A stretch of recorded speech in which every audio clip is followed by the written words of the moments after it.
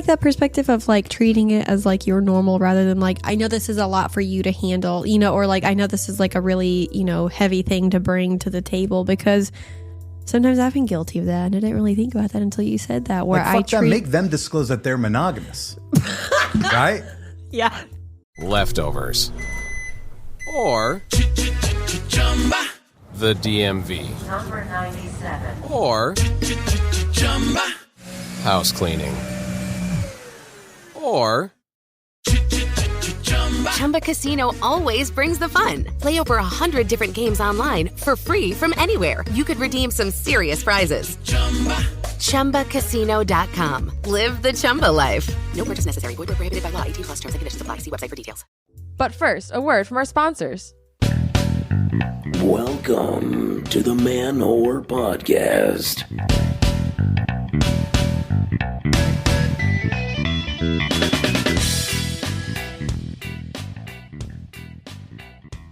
Shout out to all the daddy bodies, the mommy dommies, and the they be babies. They be babies. This is Billy Procida, and you are listening to the Man-Whore Podcast. Now with a record number of silly voices in an episode. Hey, everybody.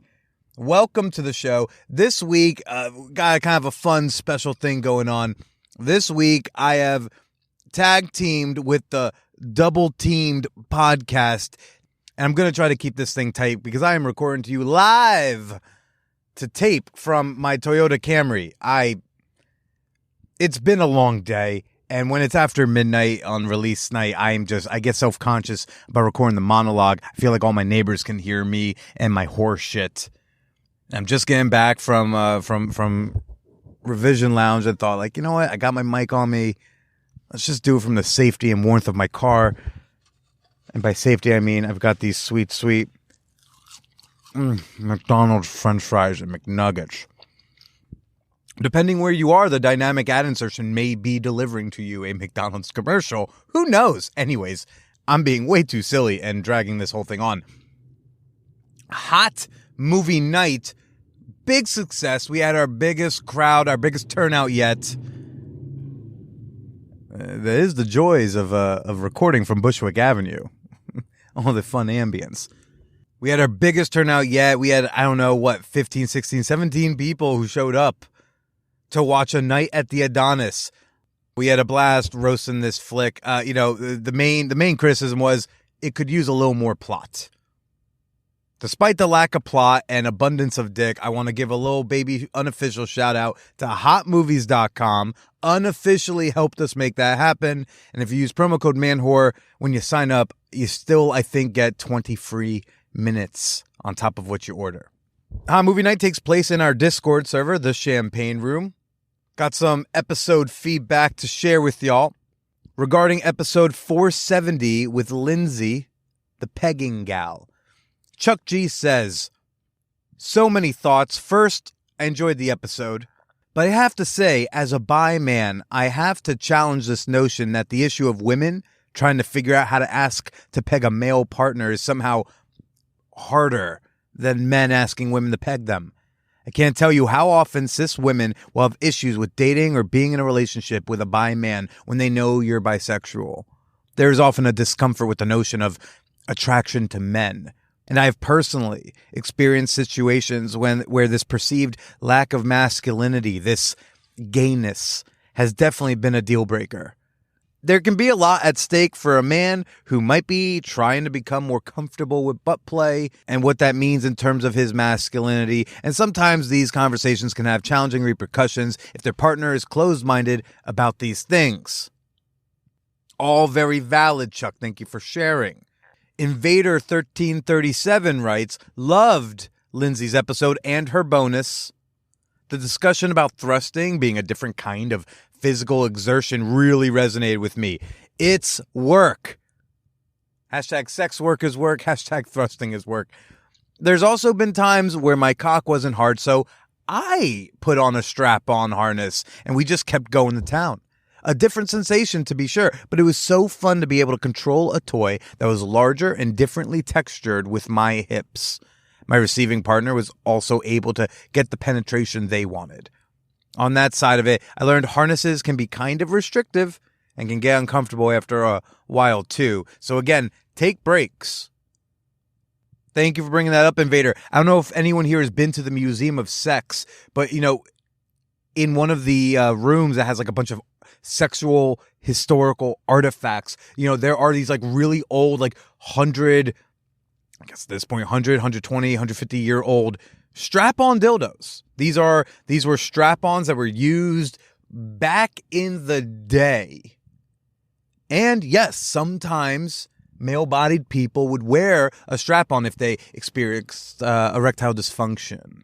But sometimes I also thought maybe just, because I get self-conscious about coming too quickly. I don't think I actually have a problem with it, but I'm a people pleaser. So I just want to make sure I did a good job. And if they're enjoying the fucking, I want to give them that fucking that they enjoy for as long as they need it. And sometimes I thought like, I don't know, what if I did a strap on? I don't know if women are ready for that. I don't know if they're ready. And then one more piece of listener feedback, episode 467. I don't know if y'all remember this. This is the one with Kira Jones, the one with the men. It's the men ain't shit episode. Long-time listener, haven't heard from her in a while. Wanted to throw her comment in here because it was very good. I moshed in heels. She's an Irish fan. She writes, I enjoyed this episode and thought she seemed like a really nice and interesting person. I heard this episode after hearing the more recent episode where you read out an exchange with a listener who is triggered by her use of the term drive. So it was interesting to finally hear the episode that was being referenced. I thought I might offer a different perspective.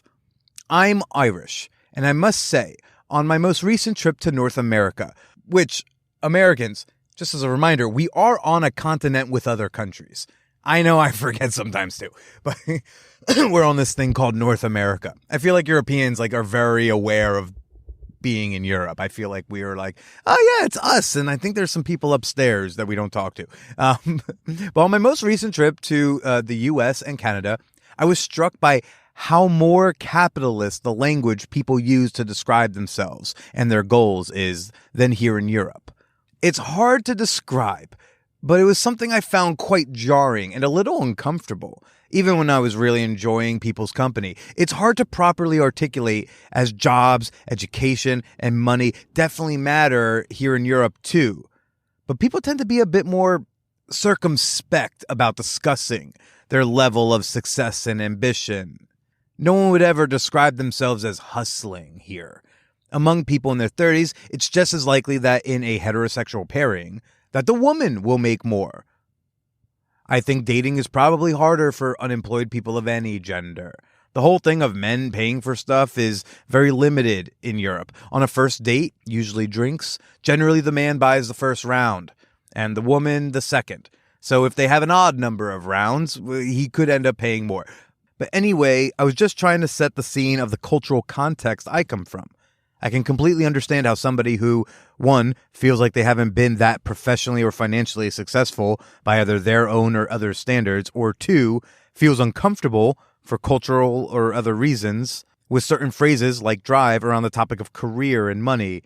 I understand how they could feel alienated by people who frame things in those terms. Well, thank you, I moshed in heels, for the alternative perspective. I'm always curious how gender roles play out in dating cultures in other countries, other societies. We got a hint of that last week with Vishal when we were talking about, Indian dating culture and matchmaking and such. So yeah, all those comments, as well as many more, are in the episode discussion channel in the Champagne Room.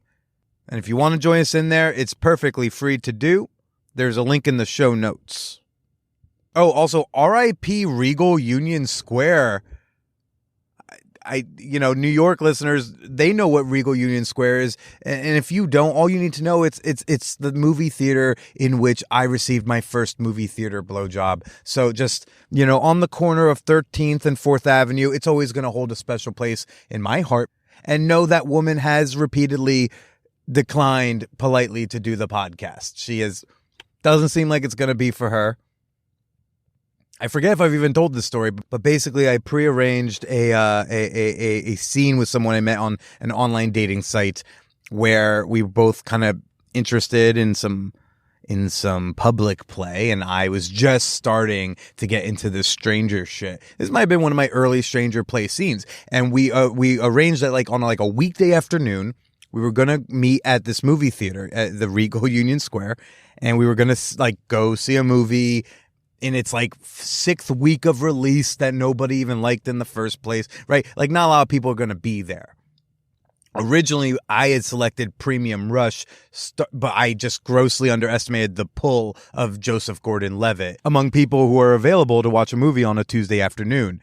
So I pulled a little audible in the line. I was like, okay, I guess we're going to go with The In-Betweeners 2, because I knew I definitely hadn't heard of In-Betweeners 1. So I can't imagine 5 weeks in, In-Betweeners 2 is packed. And the whole scene was like, I was going to go get a seat in the back, like towards the back row. And I think I was wearing like a white hat. I think that was my signal. Like, I'll be wearing a white hat. And she was to, look for the white hat, walk up there, and just quietly, silently, don't say shit to me. Don't acknowledge my presence. Just come sit down next to me.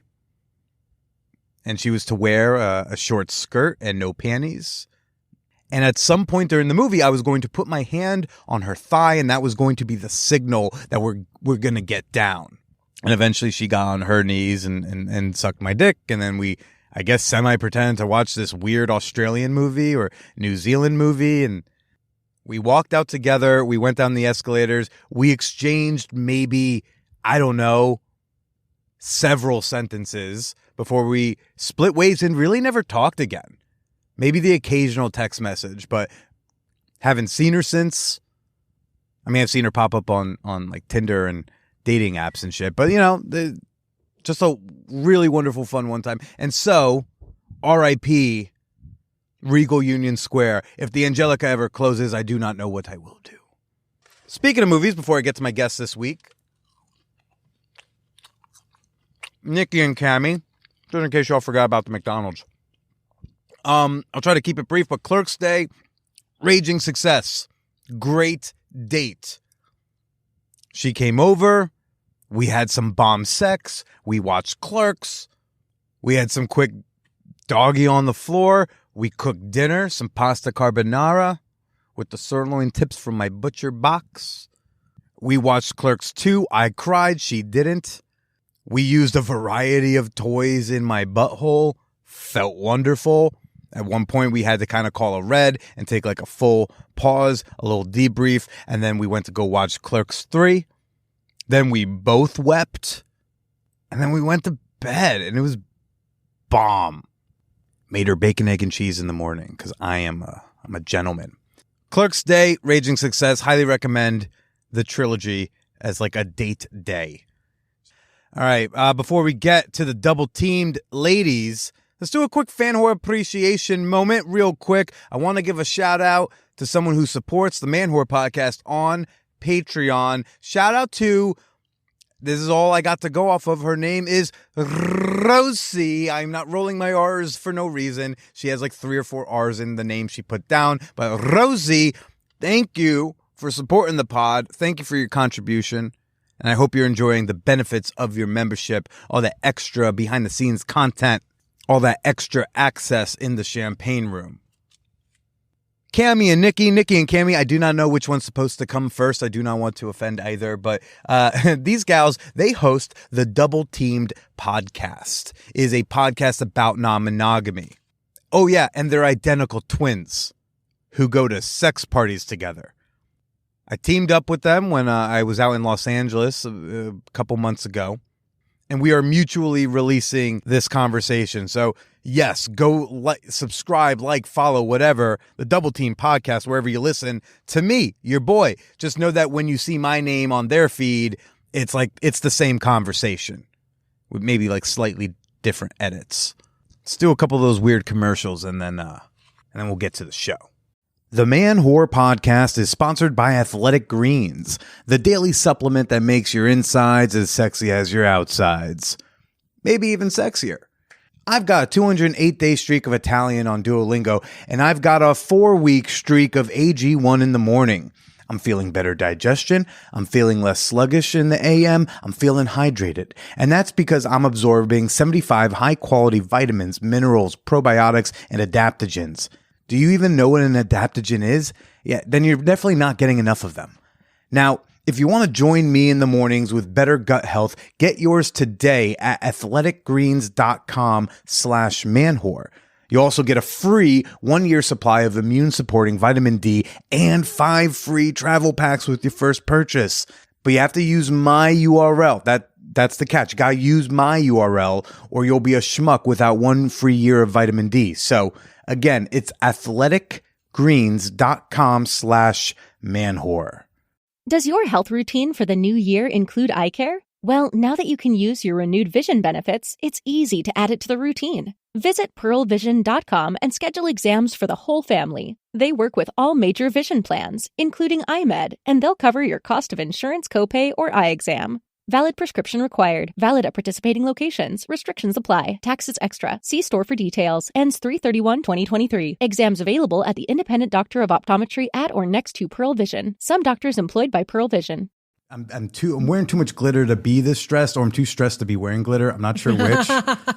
Yeah, I get that. Wait, before we get started, I want to ask, your shirt says this is what a sex worker looks like. Oh, yeah. Do you do sex work? I have done various forms of sex work over the time. I currently still have an OnlyFans. And I've done webcamming. I've been a sugar baby. I've done some like kind of fin dom here and there. Were you the submissive or the dominant? I'm not. I can't afford. I'm a professional comedian. I can't afford to be a fin sub. Like that's an expensive fetish. I had a fin sub. Yeah. Yeah. That's great. If I just tweet something with the hashtag Cashmaster, like somebody will throw me $20 or $50 or $100. I'm like, great. Really? And then a couple times like some client-based work, like in-person stuff. Interesting. Nice. So it's not like I'm not like a full-time sex worker, but like I've dabbled with stuff from time to time when I need some cash. Yeah. It's okay. Wait, and you're poly, right? Or you're non-monogamous? Yeah. I go with non-monogamous because polyamorous, right, is like implies the multiple relationships. And I haven't had one woman stick around for 2 years.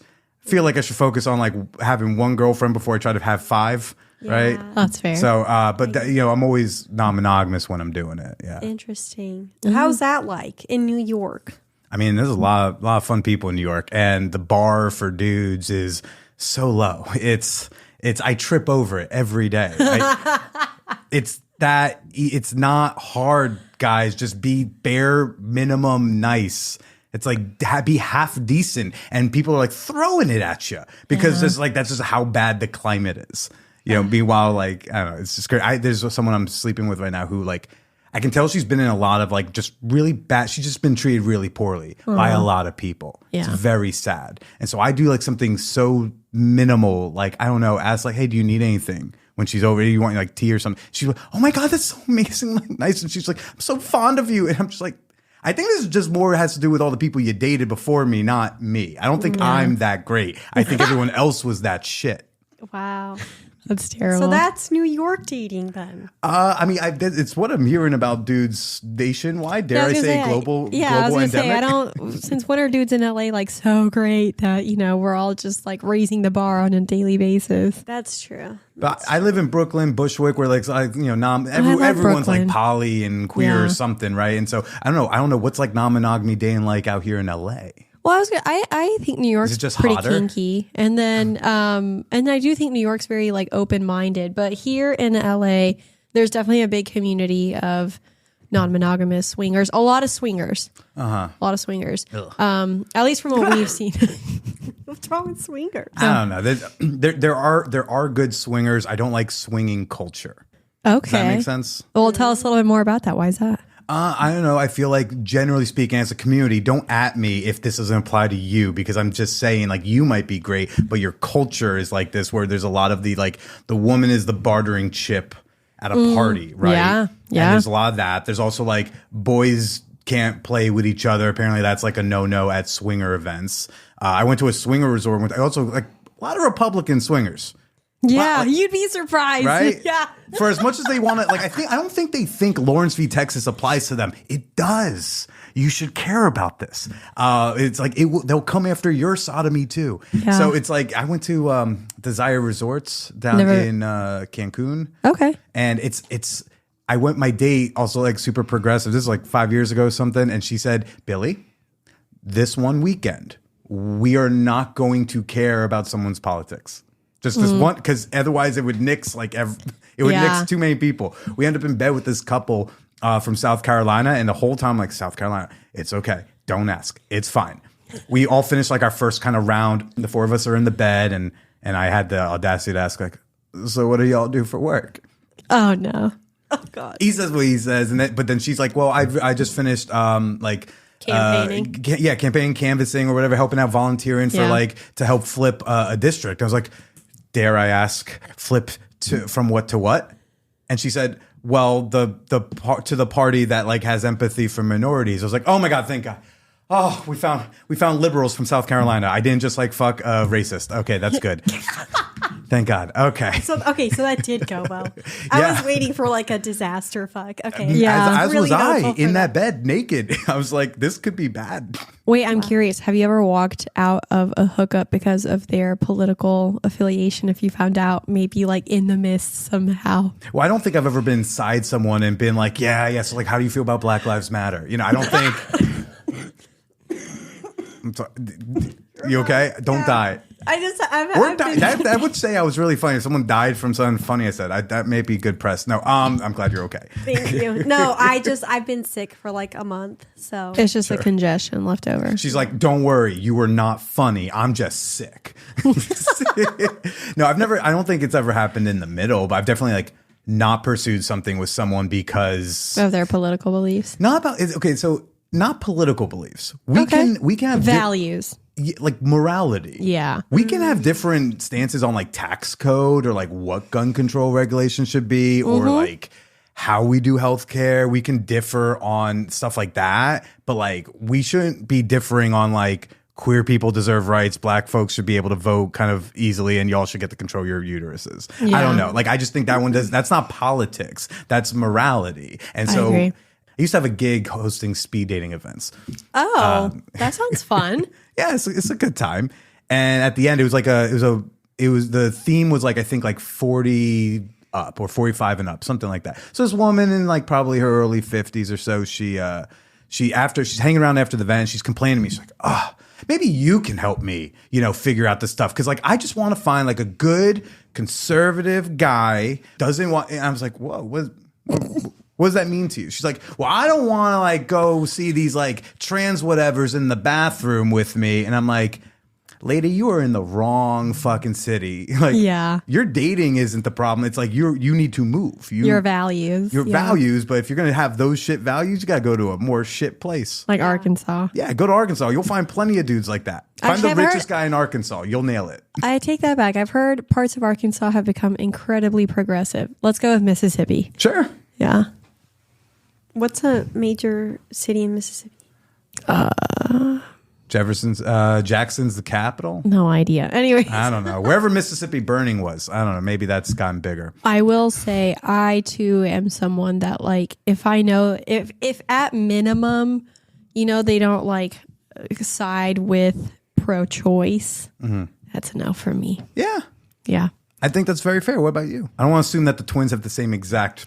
Thank you for that assumption. I really appreciate that. Actually, yeah, I really do appreciate that because she's like, I only fuck pro-life guys. No, absolutely not. No, when it comes to the pro-choice, I stand my ground on that. When it comes to party affiliation, all of that, yeah, just as long as the morals are there, I don't care what the how is or how it's done. I'm a registered independent. Like I can date someone if I'm dating someone seriously, I would like us to be a little more politically aligned. Yeah. But again, it's like if we're just gonna hook up or if we're gonna have a casual thing, I just need to know you're like a half decent human being. I think just the bar for humans is on the floor these days. Yeah. So I'm just like, yeah. Wait, so I have a question. So you're single right now? Yeah, unfortunately. Well, okay, but like, how is it being? Because we really haven't had this perspective before. How is it being non-monogamous and single and a man? Yeah. What is it like when you like tell women like, hey, I'm non-monogamous if we're going to date or we're going to hook up, just letting you know this is how I identify? I mean, I just think because of my public persona and my dating app bios, I just don't think anyone who's either on a date with me or in bed with me doesn't know, right? What does your dating profile say? Gosh, I used to say mostly looking to go down on pretty people and eat pizza. I think that like used to be my standard. I like that. I like that. Yeah. Okay. But I think I lay out this, non-monogamous. I talk about sex for a living. I'm a comedian. I'm from New Jersey. Just like all the red flags. Let's get them out right away. Non-monogamy is not a red flag.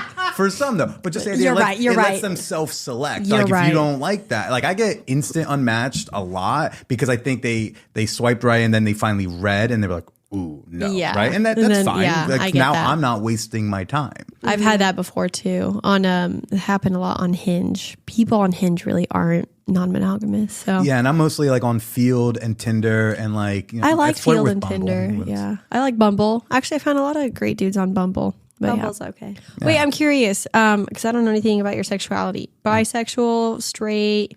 I hetero? identify as straight, whatever that means anymore. I Okay. don't, it's like I don't get it either. So I lean into that.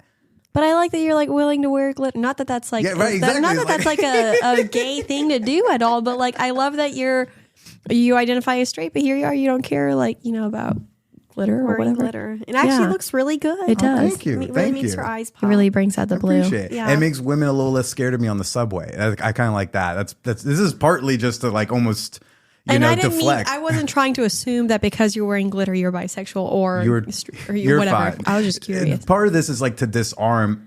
Part of it is because it just makes me feel comfortable if I do not appear as maybe as much of a threat as a man looking person like this. Like I look like the guy who did that thing to you in college. Like I know what I look like, right? And so I'm like, if I can do anything that says, you don't have to be as scared of me. We're just on the train. Like you like. Because it used to be like I'm on the train and like I make eye contact and it's like, and now it's like eye contact, smiles. I like your glitter. I say, I like your bag. Okay, you have a good day. I don't know why that reminds me of when Cami and I went to New York not long ago. We went to House of Yes in Brooklyn. Love House of Yes. And it was like literally 3 a.m. And I was like, at first I was like, I don't know how I feel about riding the subway at 3 a.m. But there we were, and everyone in there is in like, because it was actually glitterati night. So it was like head to toe glitter or like sequins, whatever. And I'm like, I feel safe. And it's the L train. That's a hipster train. Yes, it is. Like oh my God. It worst really that is. someone's gonna do is try to like mansplain infinite jest to you. Like that's the worst on the L. We got into a conversation with what was he, a doctor? Oh, yeah, he remember was the a doctor. doctor? Yeah. So before we got on the train, and actually you're right, I think it is the L train. Yeah, it's hell train. It was so funny because was that the night that the girl was throwing up? Yeah. That's every night. Well, this one girl was throwing up, and her friends took her to the side of the subway, and we're like, "What the fuck?" And she's like throwing up, and they're holding her hair, and then there's this gay guy sitting down. He's like, "Guys, I think there's a much safer area over there by the trash can where you can throw up." So then her friends shuffle her over to the just trash shuffle can, her and then over to she the is like trash can. hugging it, puking into it, and I was like, "This is just bad." Yep. And there's this like young doctor next to us, and Nicole and I are just like, I can't listen to this. And he's like, "Yeah, same." And then we just like get in a conversation. It was really funny. Yeah, I like. So like being a single dude in New York, being non-monogamous, I feel like I'm fitting in a little bit with the non-monogamy, especially in Bushwick, especially at my income level, right? I feel like there's just a lot of that going on. Yeah, you need multiple people to pay rent. Yeah. And I do think there's something to be said about like the fact that I am just so open about that. Yeah. Both like if someone doesn't find me through my public channels, but just, whether it's an app or I meet someone at a bar, I'm just like really nonchalant. It's not a big deal to me because I've kind of always been this way. And so if I act like it's normal, they kind of act like it's normal. If I come to them about like, disclosing non-monogamy like it's cancer, then they're going to treat it like it's cancer. Oh, I like that perspective. And then the other side of it is that just like, if you Google me, I mean, like whore is attached to my name on Google and my dad's name for the rest of my life. So it's like you look me up, you're going to find that. You know what you're kind of getting. A lover of mine recently said something along the lines of, I know who I'm dating. Yeah. Like, yeah, I know. Interesting. Well, I love that. No, I really like that perspective of like treating it as like your normal rather than like, I know this is a lot for you to handle, or like, I know this is like a really, heavy thing to bring to the table, because sometimes I've been guilty of that. And I didn't really think about that until you said that, where Like, make them disclose that they're monogamous. Right? Yeah. Make them feel, yeah. No, but it's true. Like I tell people that I'm non-monogamous. And I will say this, like over the years, I've definitely become a lot more open about it, or like a lot less shameful about it, if that makes sense. I don't know if I'm describing it correctly, but I make it seem like less of a burden, but I definitely reflect back to like the beginning of my journey. And sometimes I did treat it like a burden that I was bringing like to the table of dating someone, when it's like, no, that's just like my life. That's how I choose to live it. And then you can choose whether or not, you want to be in it or not. So, and then I will say this, I get all of the time guys are like, I don't want to come in and change anything, but then they're like, they don't mesh with like the non-monogamy, or they're like, well, I think they seem to like think that in some ways, like if I like them enough, I'll turn monogamous. And I'm like, just like if they're like, oh, if you're bi, if I date you, maybe you'll drop that. There's the audacity of people to think like, oh, I am the one. Yeah. Like if you, I don't know if y'all come from oral or not, but it's like you hear, I don't know if you have friends who say like, well, I don't really come from oral, and some of it's because they just haven't like had anyone proficient, and then some of them just like, that's not pleasurable for me, right? And but then you hear, I don't know if your friends are like mine, who they'll complain about the dude who says, no. I will be the prince in shining armor who will lick your twat till you come. And it's like, no, bro. Like, you're not the answer. No, still not you. Yeah. No, I get that. Isn't that weird? That's like I feel like that's the new like prince in shining armor thing. Oh, yeah. It's like, no, I'm the one who will make you orgasm. Yeah. No, or the because I watched a lot of porn. They're like, oh, you've never squirted. I'll make you squirt. I paid $9.99 to learn in a video once. It's true. Yeah, it is squirting. Yeah, squirting like, and coming from oral. Does it matter? Then I tell them like, I don't want to squirt. Right. Yeah, not everyone finds that appealing. For me personally, that's not like I'm not like sitting here like, God damn, I wish I was squirting. Wait, I'm curious. Have you ever had it to where like maybe you started dating someone and then, or seeing them casually, whatever, and then they were like cool with the non-monogamy in the beginning, but then at some point they hit a point where they're like can't do it anymore. Have you hit that? I mean, that was my last big relationship that I'm like only recently feeling freed from. Wow. Yeah, we cry less often about it now. It's only when a couple songs play, which Celine Spotify Dion. Unwrapped has been. Humbling to say the least. Thank God when I drive alone, I play enough Eminem to like outdo the sad songs from my ex that I listened to on the train. Yeah. Because I was so nervous opening up. It's like, this might just be every song she's ever sent me.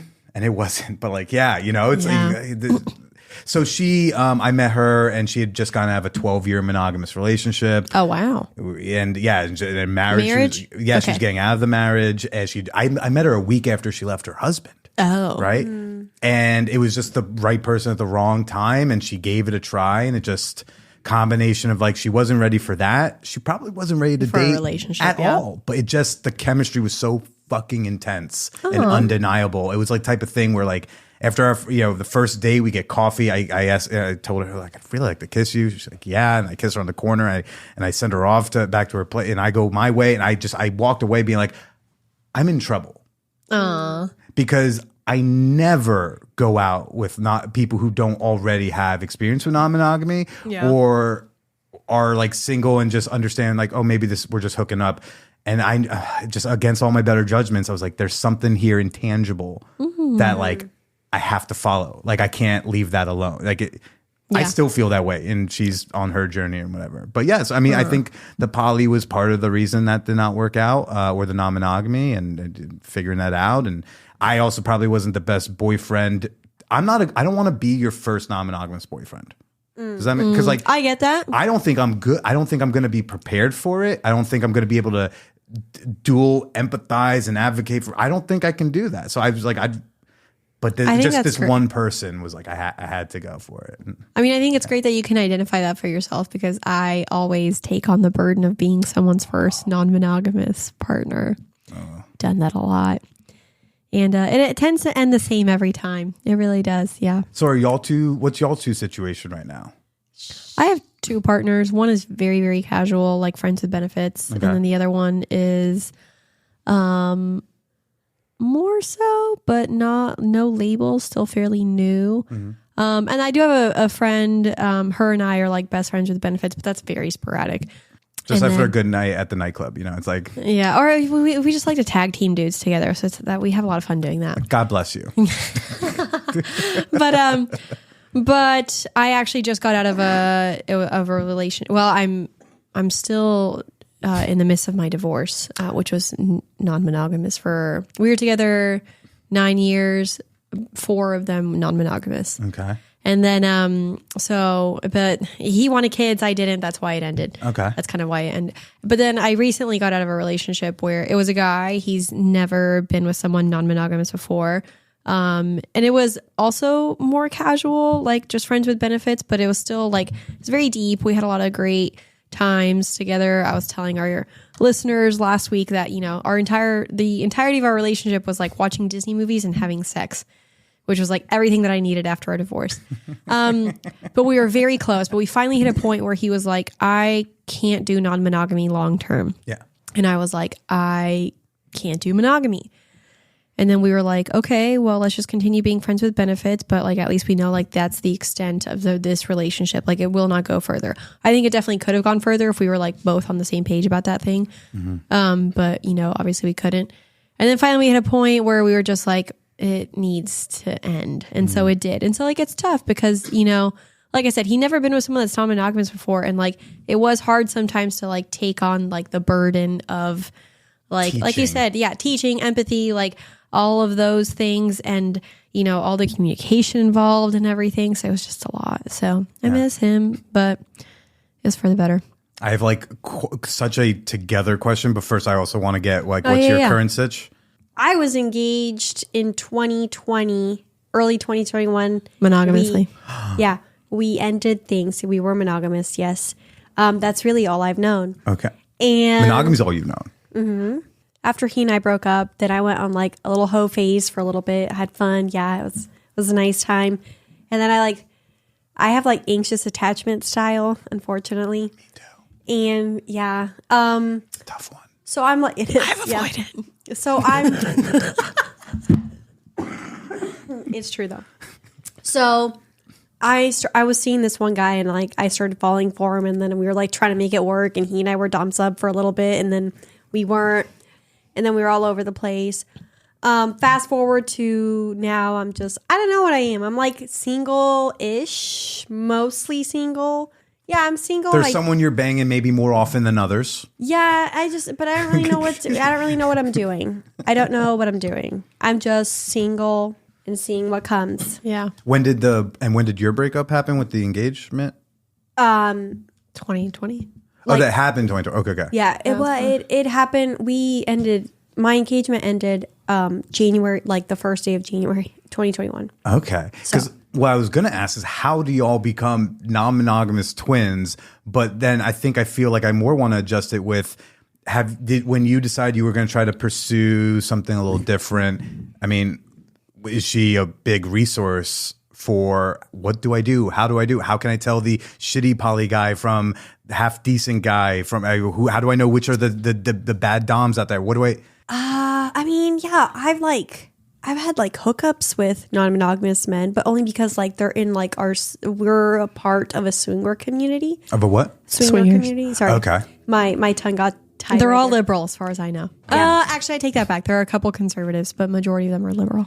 But anyway, yeah, so we are part of a little swingers community, and sometimes like, I'll have fun with those guys. We go to sex parties together a lot. Yeah, but it's not Okay. it's not like it's not like never something that progresses super like outside of just like going to a sex party with them. Would So you date a non-monogamous man seriously? I think I would. And I want to like explore non-monogamy. It's just like, a matter of finding that. But like, then again, like I'm new to it. So then like, then I have a whole podcast about it. And then I'm like trying to explain it to people. And it's like, well, I've actually never done it, but I talk about it. She knows what she's doing. Like, so it's like a whole mess. But do you look to her for the advice on like how to pursue that? Sometimes, yeah.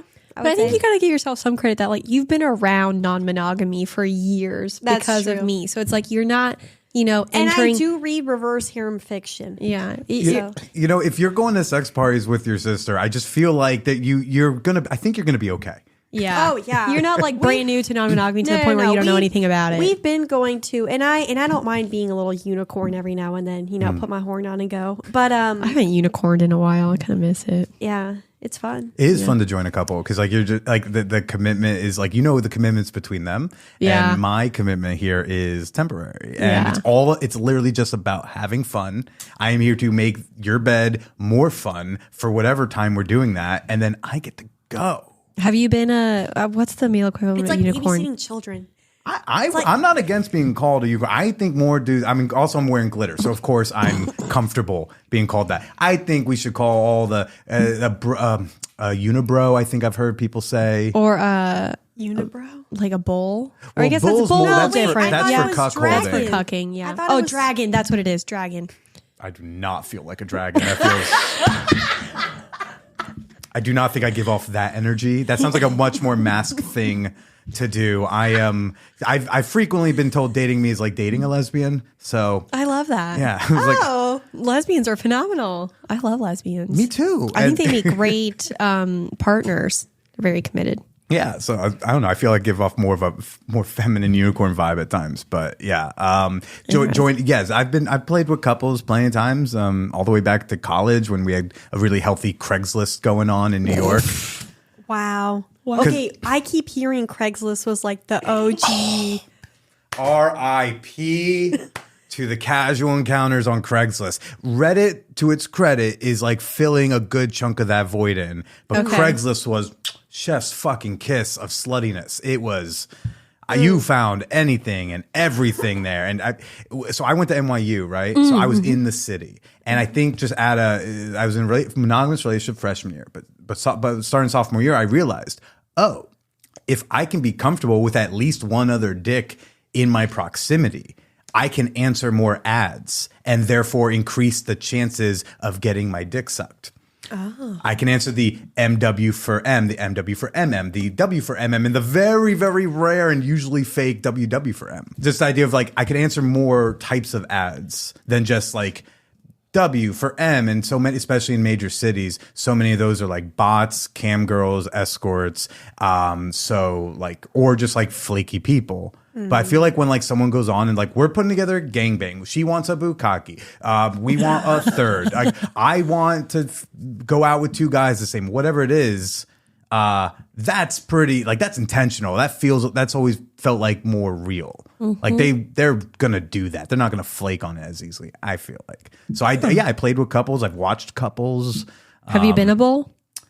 I don't think in like a cuckoldy sense, no. Okay. Because a bull, is more for like cucking. Yeah. And I don't know if I've like technically been that. If I have, I didn't know, right? Because they didn't tell me to humiliate the guy or anything. That's fair. But I've definitely like fucked people's wives and girlfriends in front of them. Nice. So yeah, I've done that. And sometimes it's just, hey, you want to come over and watch us bang?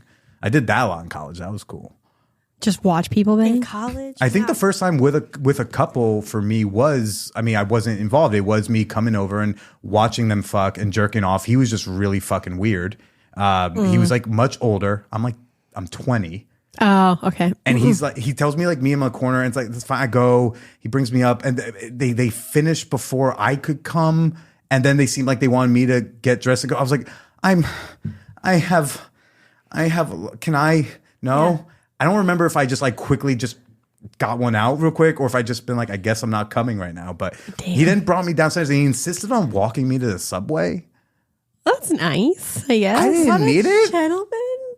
Right? It's like you think it's nice, but it's a little fucking weird. Yeah. Because there's a man in his 50s taking a 20-year-old to the subway that he's very capable at midnight of walking himself to. It's not a scary city. Don't believe what the fucking news says. New York's fine. And so like, yeah, Cami and I have been New out. York's fine. Yeah, we've been out plenty of times past midnight. But like he wouldn't like let me go straight to. Once we're in Penn Station or wherever it was like he didn't like let me go right away. He's like insistent on like talking to me. He's like being an older dude. He's like, I'm gonna teach you. Let me tell you what's going on. And I'm like, bro, I want you like kind of lamely fuck your wife, and I would like to go home and beat off to something sexier. So let me go, dude. But yeah, other times it was fun. I like it. Watching's fun. Recently, like before I got into that relationship, I was thinking about like auditing my thrust game. I was starting to feel like all of a sudden, I don't know why. I was just feeling like maybe like I was not fucking as well anymore, or something had changed. I was like, let's just do like a healthy. I was going to, until I met this woman. I was gonna just start seeking out couples that I could watch and like just be like, how's he fucking? How's he thrusting? What's going on? What are the kids doing something gathering new I should data. know about? Yeah, gathering data. What do they call it when you like go to I think it's called auditing a class in college, or what do they say when you're not in the class but you go to like watch the lecture? That's right. Yeah. I think it's auditing. Yeah. It's like, can I audit your class? Can I audit your fuck sesh? I like it. I've never thought to do that. Always strive to be better. You know? And sometimes I wonder because I had it one time a couple of weeks ago, or maybe it was like 2 months ago. I was like, I wonder how I am in bed. I feel like lately I've been super boring, but that's just because Exactly. I've been tired. I was like, am I boring or am I fun? So I was like, I should do a little experiment. But then I went to a sex party and I was like, I think I look like I'm fun. And they seem to be enjoying it. Does she look like she's having fun? Does she like? I mean, do y'all put blinders on when you're at a party together? It's like yeah. So like if I like last time, for example, I walked into a room, immediately noticed Cami was having her fun, and I was like, I'm just gonna turn right back around and just we don't watch each other, but like well, not like watch like to watch, but just like more like that's Cami. She's having, like have y'all? I didn't know if y'all have ever been like in the same big space and like you see her like 5 mattresses away and no, usually like if one of us one time I heard Niki. Really? Yeah. Anyways, and what was that like? Uncomfortable. I was like, I don't want to hear that. Like the boundary is so funny because you're like, I'll go to the fuck party with you, but like, I can't. I don't want to hear you. Yeah, we don't want to hear. See, and I mean, but all the places we go to, there's plenty of room where like we don't have. There's no overlap or there's no like playing in the same spaces. Yeah. No, that was that one house where there was like that balcony outdoor area. Oh yeah, I remember that one. I was gonna ask, when did you kind of like, because this sounds like you started pretty early, college days. When did you kind of decide for yourself that you were perhaps more non-monogamous than monogamous? I did start early, especially with the sexual experimentation, because after that freshman year relationship, I thought, well, I am in New York City. I had seen what Craigslist had to offer. I was getting interest from women. So there was a lot of like, I'm going to figure out what I like by just trying a lot of stuff. That was my philosophy in college. Like, I'm just going to try things and figure it out that way. And I think that's still like what I do to figure out my sexuality and what I enjoy and what gets me off. Mm-hmm. But then in terms of poly, like that freshman relationship, it was like not official, right? And I was just talking about this like a few hours ago. It was like, it wasn't official, but we had loved it. We said, I love you to each other. I was her first sexual partner. She was my second. I'm coming inside of her. Oh, wow. She is the person, right? For all intents and purposes, she's a girlfriend. But she was going to Tufts and I was going to NYU. So it was like, okay, maybe let's not be official and we won't fuck other people, but that way we can still hook up with other people because we're both new, fresh 18-year-old sexual beings. Okay, but so like, no sex, but like anything else is fine. Yeah, those were the rules we had. But then also we decided we weren't official. She's not my girlfriend. Okay, but it's only because we're still doing things with other people, which is so silly and dumb. Why is the sexual fidelity is what makes it serious? How about my feelings are serious? Some of the sexual health bonding is serious. So why is this thing over here? That's the marker. And then by like November freshman year, we like became monogamous, and now she's my girlfriend. Now I'm her boyfriend. Okay. Mm-hmm. And I remember reading the New York Post one day. And the back of the paper, there was a small box. It's probably like 150 words, maybe. And it had some, I don't even remember what it was about, but it had this word. It was about this word polyamory. Maybe it was a book out or a study. I don't know. But I got introduced to this word polyamory, and it was like in bold font. It said what it was. I was like, that feels like it makes sense. Mm-hmm. If you can love more than one person over the course of your life, then like, isn't it possible those times could overlap? The theme of my show is like, I talk to exes about why we didn't work out, because for like up until I was 25 or 26, until I was 26, nobody wanted to be my girlfriend. Mm-hmm. And I was like, I want cuddles and I want love and fun sex. And like, I want, but nobody, women always wanted to stay casual with me. So I kind of ended up. Sounded so cute. Thank you. I like had to be slutty kind of almost by default because like, well, if no one's gonna lock it down, I'm gonna keep having fun. Yeah. And then eventually I realized, oh, I can keep having fun and lock it down, so to speak. So I mean, that's kind of my poly origin story. I like it. Everyone's is different, you know. Yeah. What was yours? I started reading reverse harem fiction. Yeah, and I was reading reverse harem too because we always read the same books, and so like it kind of just like planted the idea in my head. And then my ex-husband and I, we were both pilots, so we traveled a lot for work. And Pilots? Pilots. Mm-hmm. You fly plane. I do fly airplanes. Yeah. That's fucking cool. Thanks. Do you still fly planes? I haven't since I sold my airplane about a year ago, but I take that back. I went flying once just to make sure I could still land an airplane, which I did. Like for an emergency situation. Can anyone? And you're just like, I can. I got it. But do you just like hate Andrew Tate? Yeah, I do. I mean, I do, but like I do too. But I feel like it's more personal for you because remember he said like women shouldn't fly airplanes. I was like, that's a weird take, man. It's Our okay. mother said the my same thing. my mother said the same thing, and I love my mother, but she's like, "Mommy, that women really shouldn't be flying airplanes," and I'm like, "Well, I do, Mom." So that's fucking killer. anyways, but yeah, I mean, obviously, I still have all my licenses. I just need to go get current, and I'm gonna own an airplane again someday. Just not right now while I continue transitioning from my divorce. But we were traveling a lot for work. We were young. I was like 22. He was 26, whatever. He was about 5 years older than me. Anyways, and then one day we just kind of had this discussion. He brought it up and he was just like, I love you, but we're gone all the time and I still want to have sex. And I'm like, me too. And then it kind of spurred from there. And we didn't know what we were doing in the beginning.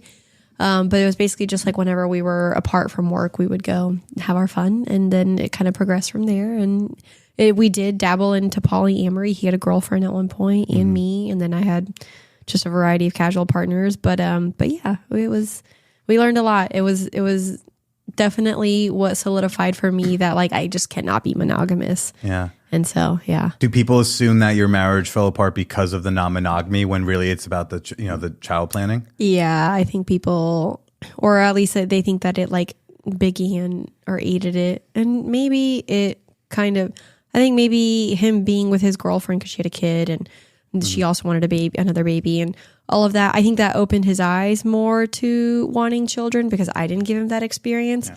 So I think that's fair to say, but I wouldn't say that it was like the direct cause. Right. I think we would have hit that roadblock whether we were monogamous or not. Yeah. Well, I bring that up to say because so many people, I think when a poly or non-monogamous relationship breaks up, they assume that's why. But when a monogamous relationship breaks up, they don't blame that. I know. Right? I know. I hate it. I mean, don't get me wrong. If people choose monogamy, that's fine. And everyone's allowed to be boring. That is totally. You're allowed to be lamer than me. Absolutely, absolutely. However, I hate that it's always just like this constant narrative that we're battling, where we have to prove to people that our relationships are still just as happy, committed, but still face the normal roadblocks that relationships face, even when they are, monogamous. You should see some of the comment sections in our posts. Oh. I know. People all the time, they're like, my favorite, all the time, they're like, it's never going to work. Yeah, we get that. Or we hear that a lot. Or like, your father must be so proud. He's not.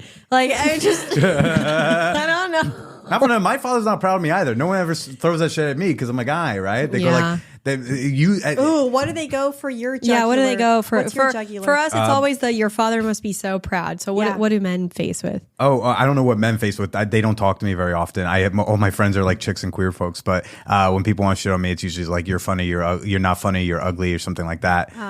In terms of the poly stuff, they'll just be like, oh, fuck, right on. It's like that's cool. Oh, you're getting laid. Hey, I get comics who'll come up to me and like, tell me about the fuck parties, right? It's like they think it's cool. It's kind of like if like being a male escort for women, right? It's like if I feel like, okay, so if you're a woman escort, you're getting all the slut shaming and all the anti-sex work sentiment. But if you're a guy and you're doing that, someone's kind of like, hey, if you can make it work, good for you, right? They're like, hey, you shouldn't be able to do this. So if you can, mazel. Wait, now I want to know because you go to all the New York parties. I go to one New York party because it's like the best party. Which what one? Is it? Hacienda. How do you spell that? HAS or HACIEN. HACIEN. Hacienda. Yeah, they're phenomenal. But we gotta go Next time we go, let's go. Absolutely. I I'll love. throw you an invite. I love We're play trying parties. to find more New York parties because we have plenty of. We've LA only been to parties. Sanctum, which is Yeah. I don't know. You've probably heard of them. I've heard of them and I've heard a couple things, but not terribly much. Yeah. Wait, okay. I have one last question. Since we got the signal that we're Yeah, and then we can finish up with a few. Of these. Okay, so my question is, what are the requests you get on your OnlyFans? Oh yeah. Because like I know women We get didn't dive like into that the. much.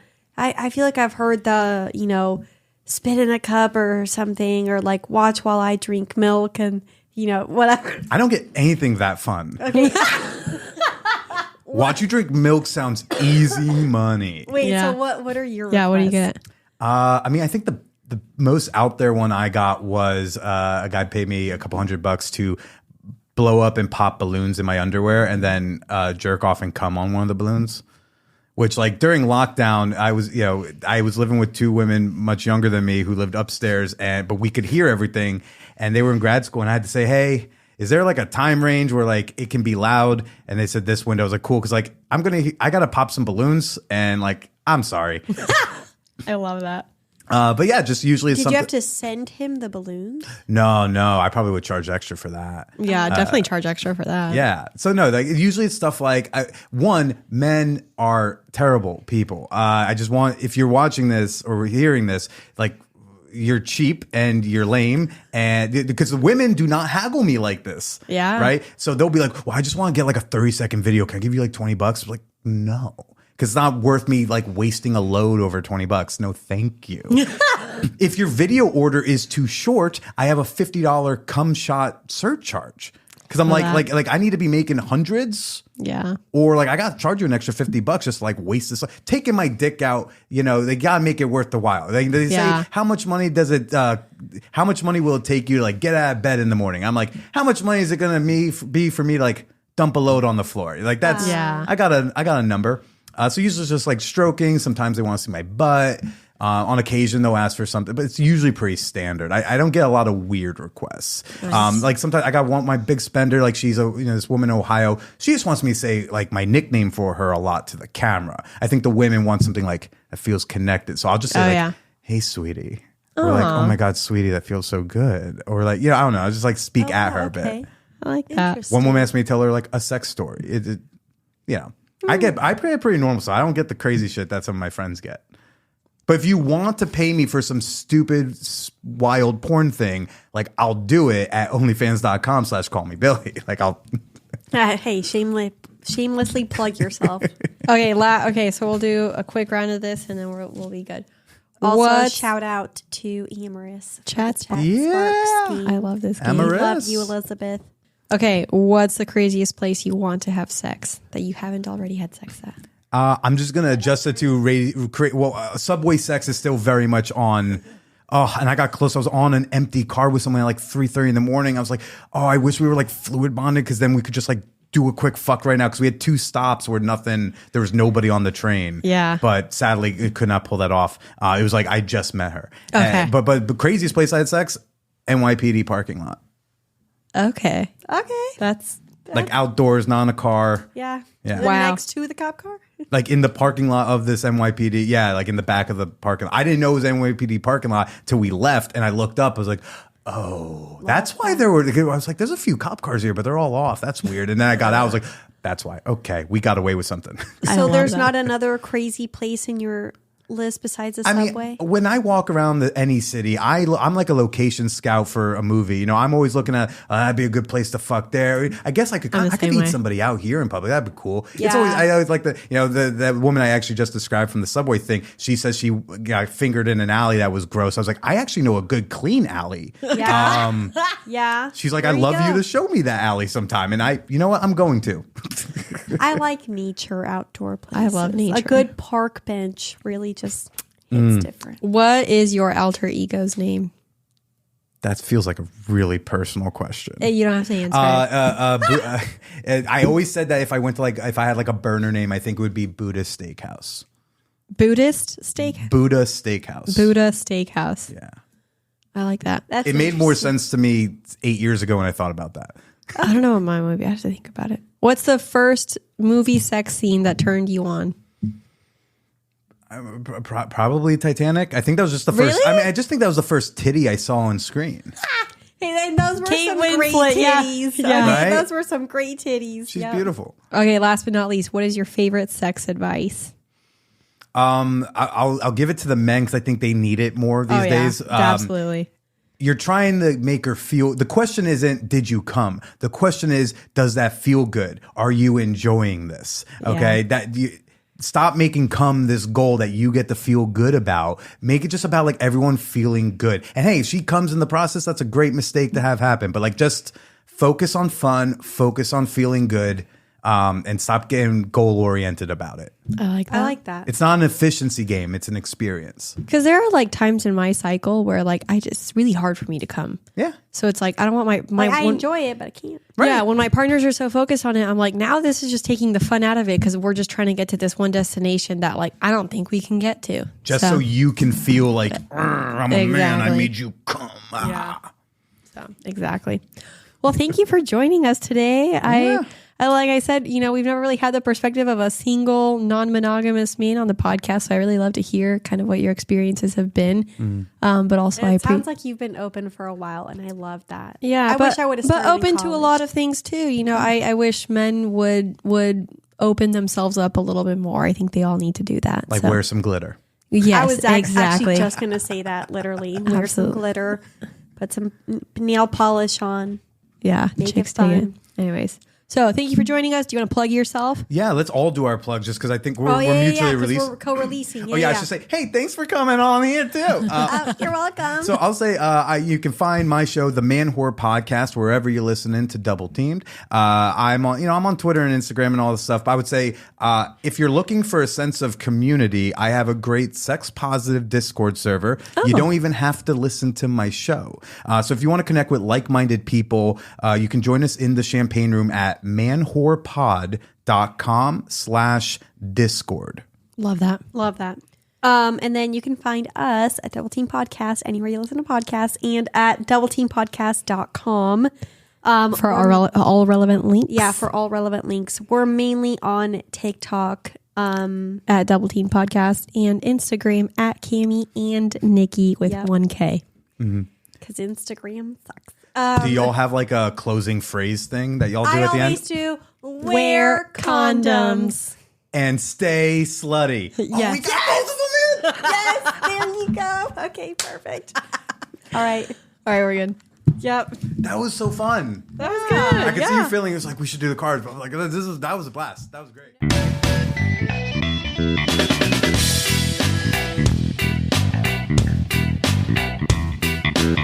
Oh my god. I love McNuggets. And I'm going to be so excited to get out of this car. Momentarily, I'm almost out. I just have to read a few things to you. Okay, everybody? One, the Champagne Room. You know what it is. You know where it is. manwhorepod.com/Discord. Links are always in the show notes. I'm listening to this podcast about podcasting, and I just realized, like, they bring up this point about, like, getting feedback from your listeners on the podcast, getting fan engagement. And I was like, my empathy brain turned on. I was like, you all deal with so many plugs, probably from so many podcasts. That has to be exhausting. I don't want to burden y'all so much. I'm going to try to simplify this section here. My social media links, the Champagne Room link, a lot of this, I'm just going to remind you that they're all in the show notes. TikTok, Instagram, Twitter, show notes, my OnlyFans in the show notes, link to the Champagne Room, show notes, my email address if you want to send a comment, some feedback, if you need some advice, if you got a question about the show, maybe you want to tell me to go fuck myself. You can always shoot me an email at manwhorepod@gmail.com. I just feel like y'all must be so overwhelmed with so many calls to action, so I am going to try to keep this back end a little simpler moving forward, with important announcements such as this one. If you've been curious about the Patreon, I am beta testing Patreon's free trial feature. This is new. Not every podcast can even do this. I'm special. So what I am doing is I am offering 7-day free trials for my Super Slut $5 tier. The $5 tier gives you access to all of my private Patreon posts, the blog posts, some writings that I've done, 1 or 200 of these like private posts you can't see unless you're a member. It also gets you special flair in the champagne room. You get special fan whore flair. You'll also be able to access fan whore only channels in the Discord server, such as Ask the Guest, Porn Share, which is exactly what it is. We're just sharing porn with each other. And you'll be able to attend Hot Movie Night for free. On top of that, it also will give you access to over 200 bonus episodes of this show. So if you ever want to just try it out and you want to try it out for free, go to patreon.com/manwhorepodcast today or whenever you're ready. And you'll see that the Super Slut tier says start your free trial. You'll have to put in payment information. As long as you cancel before your 7 days are up, you won't be charged. Start your free trial today, or hey, become a member if you already know you want in at Patreon, patreon.com/manwhorepodcast. I'm rushing through that because, hey, links in the show notes. And to give you yet another taste, a tease of the bonus episodes you're missing out on, stick around the next several seconds and I'm going to play you a teaser. Okay, everybody, I'll tell you all about this fucking day I had. I was supposed to go cuck some dude and shit went south. But you know what? It's going to have to wait till next week. Or I don't know, maybe I'll even post it on Patreon. Hey, stay slutty.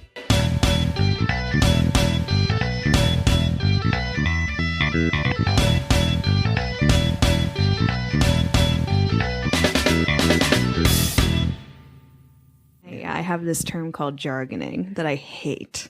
Do you want to describe what jargoning is? So if you've ever asked this, jargoning usually happens in one of those semi-relationships, right? Where there's no title, which means someone's getting fucked, like mentally fucked, right? As well as probably physically fucked. Physically fucked on the regular, mentally fucked even more often. So jargoning is when somebody will give you a long-winded reply to a very simple question of like, what are we? Or how do you feel about this? Where is this going? Yeah, but you know, like I don't Are you leaving your relationship? And here comes the jargon. Am I leaving my relationship? Is a long one? Very like just long. So here comes like a long email or a long text with a bunch of vague ass language. You know, that's just like, you know, the way that I feel about you in terms of the way that I feel about the other people of my life. You know, like just like I feel like that like there's just so much love between all of us, and the love that I feel for you is really distinct. But then I mean, yeah, there is her, and blah blah blah. Like just goes on and on and on. And that is when somebody can't just fucking let their balls drop out of their body and say, yeah, I'm not your boyfriend, or yeah, I don't see a future here. Like it's the most roundabout way of just saying nothing. Leftovers. Or the DMV. Number 97. Or house cleaning. Or Chumba Casino always brings the fun. Play over 100 different games online for free from anywhere. You could redeem some serious prizes. ChumbaCasino.com. Live the Chumba life. No purchase necessary. Void where prohibited by law. 18+ terms and conditions apply. See website for details.